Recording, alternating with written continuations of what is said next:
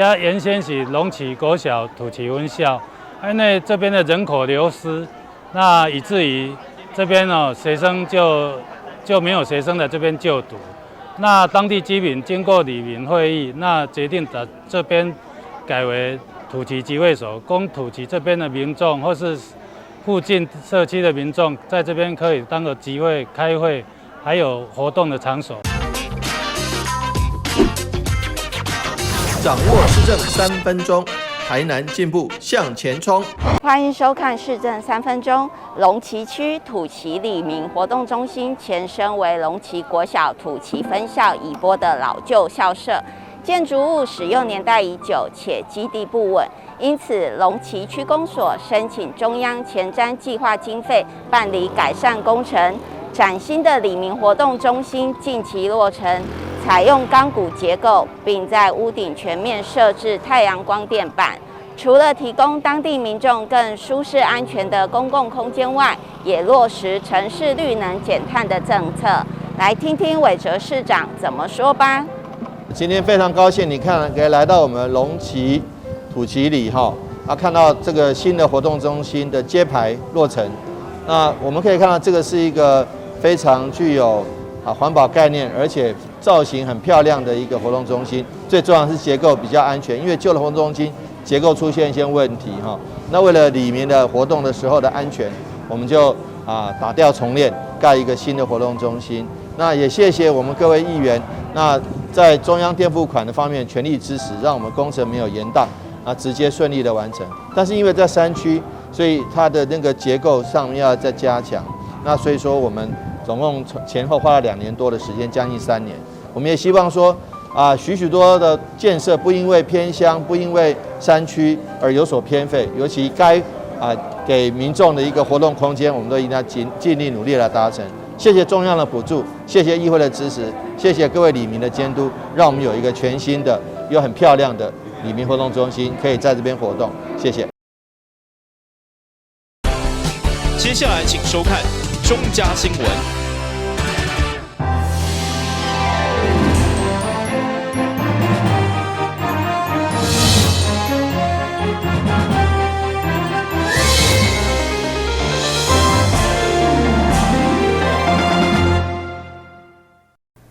大家好，我是陈碧纯，欢迎收看12月27号礼拜一的中嘉台南地方新闻。由台南市会甲市政府共同主办的平安祈福电会，伫议会广场举行点灯仪式，由议长郭信良甲市长黄伟哲带领议员甲府会同仁共同出席。总统蔡英文也特别到场，甲台南的乡亲做伙点灯祈福，场面非常热烈。3、2、1，请启灯！郭信良议长所带领台南市议会，伫这3天我来创下真侪第一。伫总统蔡英文、市长黄伟哲甲台南市议长郭信良等7位议员共同的启动下，台南市议会平安祈福灯会24号暗时正式点灯。今年总共有59座花灯，部分来自今年新竹台湾灯会作品，另外还有市府甲各区公所打造，各有特色。加上议会建筑物的量化，以及镭射灯光的水舞秀，相当有看头。为今仔开始，一直到正月初2，逐天暗时6点，规个永华路甲着市府，那么西拉雅广场和市政府共同合办的灯会，这大型的灯会，还有在新竹的台湾灯会59座，座座漂亮，座座美丽。还有37区做出来灯，一系列的排开，非常的壮观。咱这个灯会非常非常具有特色。那我们这个议会的同仁，大家都全体总动员，能够办理这么好的活动，尤其现在正当议会在审查总预算的时候，大家还能够把这个灯会布置得这么漂亮，让这个地方的街角会使讲本来是拢真严肃的所在，现在充满了耶诞味，充满了年味，也充满了欢乐味。离原本不一定出席的总统蔡英文，伫点灯前嘛以身边的嘉宾欢喜来献身。总统表示，虽然过去台湾面临真侪难关，不过伊嘛真感谢台南乡亲一路的小听，互政府一关一关过。总统表示，台南除了是一个好食好耍的所在。现在佮加了一个灯会会当看，邀请外县市的民众多多到台南行行看看。咱这一年来，大家拢足拍拼，嘛足团结，所以咱的疫情会使控制。咱大家来面对咱政府甲政府做伙面对足侪难关的时候，咱嘛一关一关过吼。咱打刚结束的，咱的公投这届的公投，我嘛要直接甲大家说一个多谢。多谢大家支持政府的政策，让咱会使稳定的、继续的来推动台湾的发展。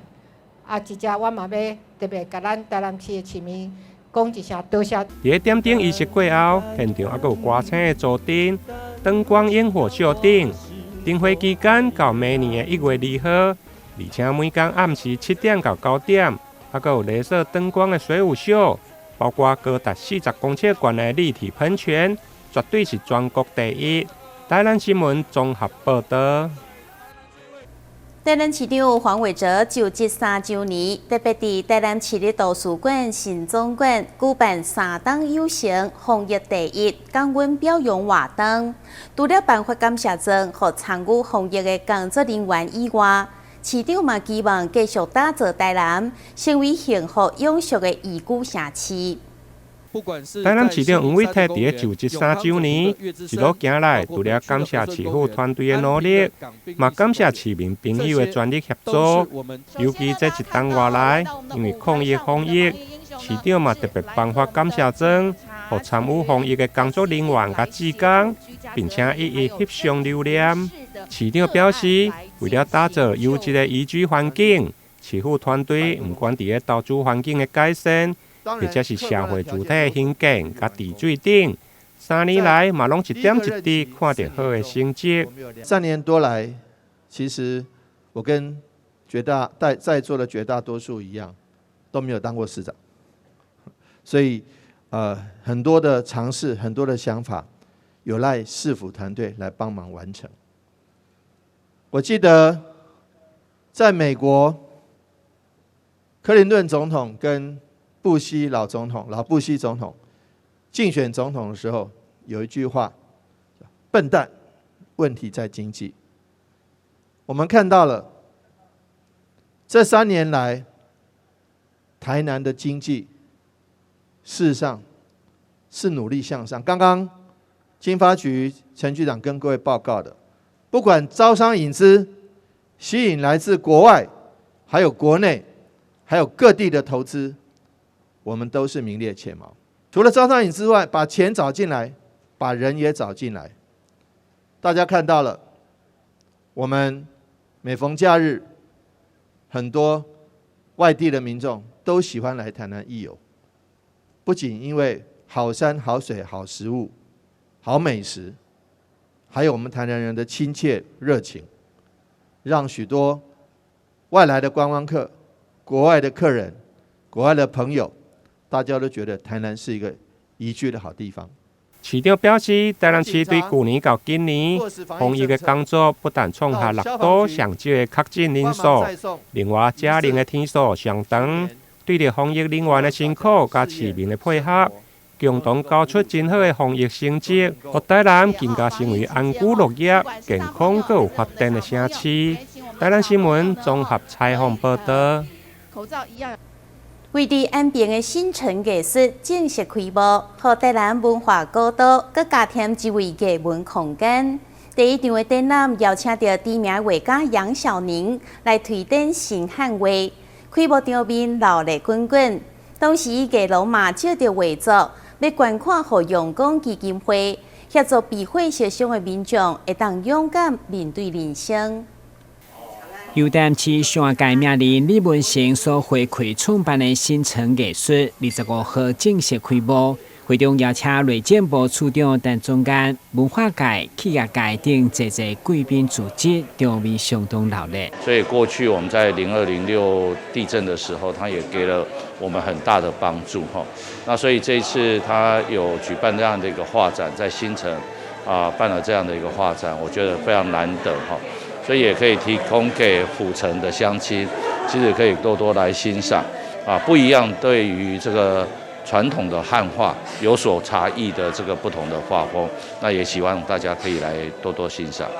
新城艺术的实力，都要和文化高度佮加一位艺术空间来提升民众美感的教育。第一场开幕展览，更是邀请北京清华美术学院毕业，有台湾新汉书第一传人之称的杨小玲来举办展览。伊对大陆来台南徛起超过20档，曾经被火严重烧伤，后来伫亲友甲画作的支持，才辛苦行过来。会中伊嘛现场为向前富贵的牡丹，祝福所有人，同时甲艺农合作，要捐5万块给阳光基金会。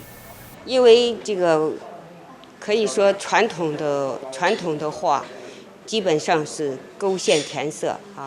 那我们这个新汉画是打破了千百年来勾线填色笔墨的基本套路，也是扩宽了绘画的领域。它是以泼墨泼彩的方式，形成了一种新的笔墨语言和绘画技法。开设我们常设展的主要的目的，我们有2个目的。我们第一个，我们会想要宣扬我们的国画艺术。那再来就是扎根我们的传统文化。那在之后，我们新城艺术也会开设我们的国画的课程，以及我们的装裱的课程。那老师也是希望想说，借由课程的教学，让国画的艺术可以延续长久。那在另外一个主要的目的，老师想要借由他自己亲身的经验，然后就是来勉励大家说，遇到挫折的时候，也千万不要放弃。那唯有坚持下去，才有东山再起的一天。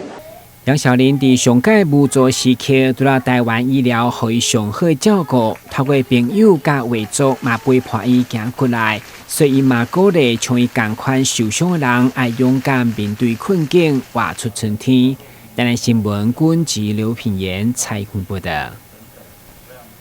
为了争取市民停车的空间，市府向中央争取到9间立体停车场的增减预算。其中位伫东区青年路的立体停车场，27号正式动土。特别的是，该工程首次结合活动中心的兴建，将朝向的目标、的功能，预计112年10月会当完工。为了改善北门路上环甲东区后火车站附近的停车需求，彻底整顿交通，市府向中央争取第6座前瞻立体停车场，在位伫青年路台湾分酒边的空地。27号上午，市长委托伫这个民代乡亲的见证，正式举办动土仪式，抱着办喜事的心情，共同迎接580天以后东区新的门面。这是我们依照前瞻计划所开工的第6个停车场。第2个特色是我们靠我旁边的这个老榕树，一些景观都能够保留下来，我们不会为了盖停车场而砍树。第3个，这个停车场将提供200席的汽车停车位，所以说在这附近算是一个非常大的量体，能够提供许许多多民众或者是观光客也好，或是外来洽公的民众一个非常好的这个优质的停车空间。第4个，它的一个空间也尊重自然采光，减少灯光或是电力的使用。那透过自然采光的话，那又可以营造环境比较明亮，又比较环保低碳的一个概念。那另外呢，它也跟社区结合，把社区活动中心放在它的1楼，所以说民众还是可以在使用，因为这2个里是基本上是没有活动中心的，所以我们也因此而增加2个活动中心的空间。因此呢，我觉得其实这个多目标的使用，在这个青年路18停车场是可以充分的体现。该立体停车场的设计，除了提升到200席的汽车位，嘛完整保留老城的景观，同时首次甲社区结合，的目标设立东门威下2里的联合活动中心，嘛互地方相当期待。因为我们之前在东门围下的临时活动中心已经年久失修了，那也已经做这个维护起来了，所以我们的里民都没有办法使用。那针对18停车场的一个设置起立哦，我们利用多目标的一个活动空间来把它建造成我们的东门围下的活动中心，所以非常开心，希望也期待这个活动中心跟立体停车场来同时的启用。寸土寸金的黄金地段，市府为了将土地效益甲利用做到上大，有限的停车空间一定是向上发展。当然，地区管理甲环保景观的营造，相信将成为东区民众的好厝边。台南新闻军及刘品言采访报道。咱先休困一下，马上回来新闻现场。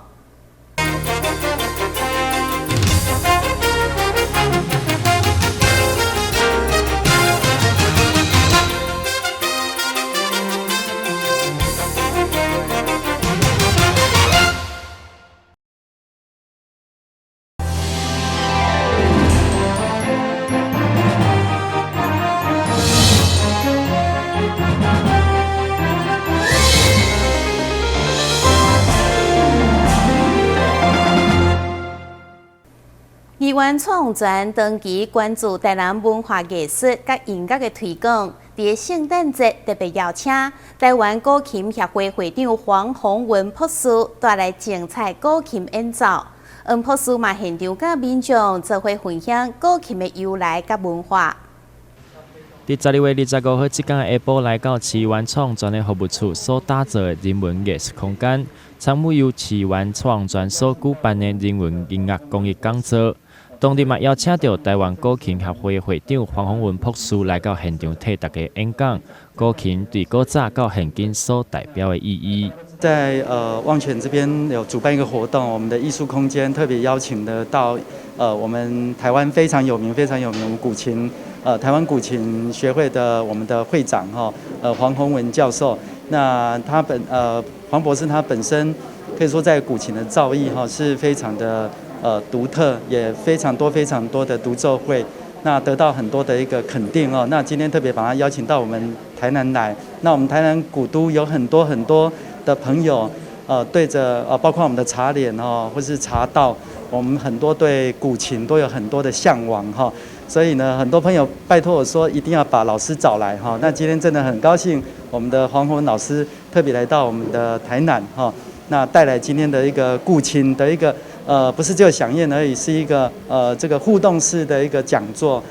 活动中，黄博士伫咧演奏的进前来向大家说明古琴对以早到今仔日所扮演的角色，嘛互大家更了解古琴伫咧中国的乐器中独特的所在。非常荣幸也非常开心，这个旺泉议员的这个邀请议员非常的有心有这样的一个这么好的文化空间，然后找到这么多的知音好友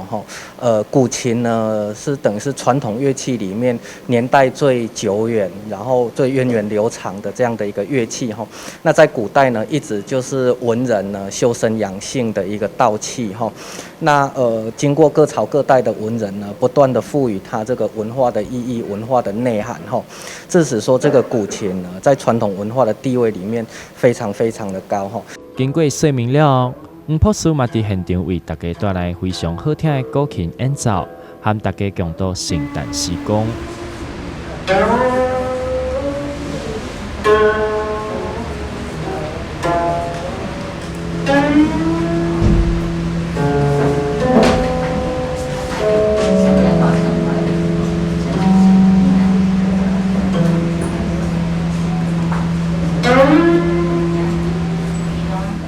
台南新闻刘品言采访报道。中树海产批发工作的王木生董事长回馈社区关怀弱势，今年已经是连续第3档举办寒冬送暖社区友爱活动，办到宴请南区12个里的弱势朋友，让因感受到社会温暖关怀。王茂兴爱心团队连续3档举办寒冬送暖社区友爱活动，无私的付出得到社会上真侪人的肯定甲收听。这次总共有30位善心人士以及团体共同赞助，宴请南区12个里的弱势朋友来食到。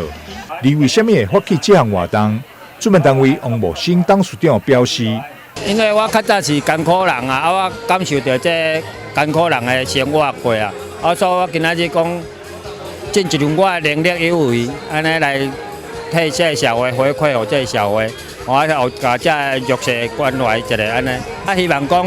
社会有爱心的人士会当来参与安尼。活动期间，市长黄伟哲、南区区长肖秀华、议员罗坤福、李凯维、吕维应、南区安平区议员参选人林依婷、胜利电台董事长李明威以及许惠美女士等地方头人，拢到场赞声。我们感谢我们王团长连续3年都举办这个岁末寒冬的餐会，能够让我们好朋友能够有一个快快乐乐的这个过一个快乐的年。我们非常支持这样子的一个活动，那也因为有这么多爱心人士共襄盛举这样子的活动，所以让我们感觉，我们的南区更加温暖有当时好野人穿作势还阁无一定做穿安尼啦，所以讲他的行径是大家作势人该学习的。因为疫情的关系，受到很大的影响，可是呢，他仍然坚持在今年一定要继续来举办这一场社区寒冬送暖、社区友爱的活动，请给我们王董事长一个热烈的掌声。